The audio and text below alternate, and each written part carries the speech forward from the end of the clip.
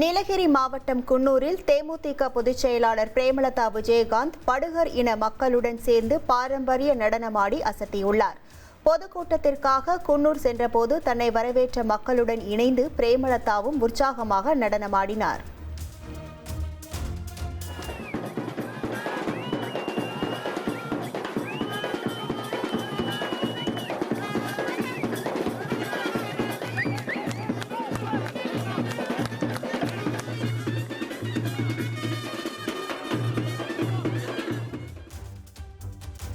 சென்னை யாவக்கணை பகுதியில் நகைக்கடை அதிபரை தாக்கி 100 சவரன் தங்க காசுகள் கொள்ளையடிக்கப்பட்ட சம்பவம் பரபரப்பை ஏற்படுத்தியுள்ளது. அப்பகுதியில் உள்ள நகைக்கடைக்கு நகை வாங்குவது போல் வந்த மர்ம நபர்கள் கடையின் உரிமையாளரை தாக்கி பெல்ட்டால் கட்டி போட்டு கொள்ளை சம்பவத்தை அரங்கேற்றியுள்ளனர். கொள்ளையர்கள் வட மாநிலத்தை சேர்ந்தவர்களாக இருக்கலாம் என்று சந்தேகத்திலுள்ள போலீசார் சிசிடிவி காட்சிகளை ஆய்வு செய்து விசாரணை நடத்தி வருகின்றனர். புதுக்கோட்டை மாவட்டம் அறந்தாங்கி அருகே சேதமடைந்த நிலையில் செயல்பட்டு வரும் ஊராட்சி ஒன்றிய தொடக்கப் பள்ளியை சீரமைக்க வேண்டும் என பொதுமக்கள் கோரிக்கை வைத்துள்ளனர்.